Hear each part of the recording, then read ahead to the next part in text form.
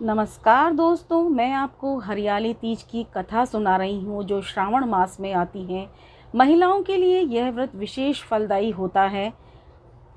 यह व्रत माता पार्वती ने भगवान भोलेनाथ को पाने के लिए किया था। सुहागिन स्त्रियों के लिए विशेष फलदायी होता है और कुंवारी कन्याएं भी इस व्रत को करती हैं अपने मन भावन पति को पाने के लिए। भगवान शिव ने पार्वती जी को उनके पूर्व जन्म के बारे में याद दिलाने के लिए कथा सुनाई। हरियाली तीज व्रत कथा इस प्रकार है।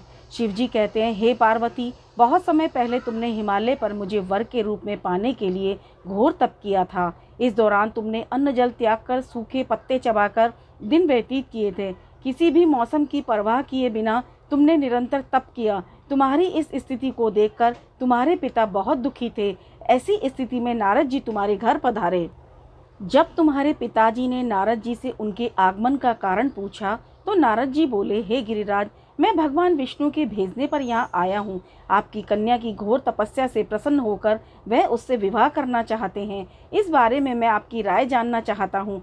नारद जी की बात सुनकर पर्वतराज अति प्रसन्नता के साथ बोले, हे नारद जी, यदि स्वयं भगवान विष्णु मेरी कन्या से विवाह करना चाहते हैं तो इससे बड़ी बात कोई नहीं हो सकती। मैं इस विवाह के लिए तैयार हूँ। फिर शिवजी पार्वती जी से कहते हैं, तुम्हारे पिता की स्वीकृति पाकर नारद जी विष्णु जी के पास गए और शुभ समाचार सुनाया। लेकिन जब तुम्हें इस विवाह के बारे में पता चला तो तुम्हें बहुत दुख हुआ। तुम मुझे यानी कैलाशपति शिव को मन से अपना पति मान चुकी थी। तुमने अपने व्याकुल मन की बात अपनी सहेली को बताई। तुम्हारी सहेली से सुझाव दिया कि वह तुम्हें एक घनघोर वन में ले जाकर छुपा देगी। वहां रहकर तुम शिवजी को प्राप्त करने के लिए साधना करना। इसके बाद तुम्हारे पिता तुम्हें घर में न पाकर बड़े चिंतित और दुखी हुए। वह सोचने लगे कि यदि विष्णु जी बारात लेकर आ गए और तुम घर पर ना मिली तो क्या होगा। उन्होंने तुम्हारी खोज में धरती पाताल एक करवा दिए, लेकिन तुम ना मिली। तुम वन में एक गुफा के भीतर मेरी आराधना में लीन थी। तुमने रेत से एक शिवलिंग का निर्माण कर मेरी आराधना की, जिससे प्रसन्न होकर मैंने तुम्हें मनोकामना पूर्ण की। इसके बाद तुमने अपने पिताजी से कहा, मैंने अपने जीवन का लंबा समय भगवान शिव की तपस्या में बिताया है और भगवान शिव ने मेरी तपस्या से प्रसन्न होकर मुझे स्वीकार भी किया है। अब मैं आपके साथ एक ही शर्त पर चलूंगी कि आप मेरा विवाह भगवान शिव के साथ ही करेंगे। पर्वतराज ने तुम्हारी इच्छा स्वीकार कर ली और तुम्हें घर वापस ले आए।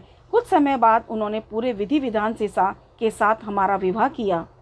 भगवान शिव ने कहा, इसके बाद हे पार्वती, तृतीया को तुमने मेरी आराधना करके जो व्रत किया था उसी के परिणाम स्वरूप हम दोनों का विवाह संभव हो सका।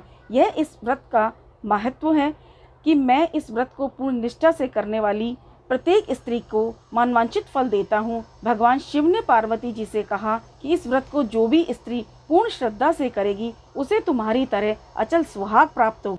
बोले शंकर भगवान की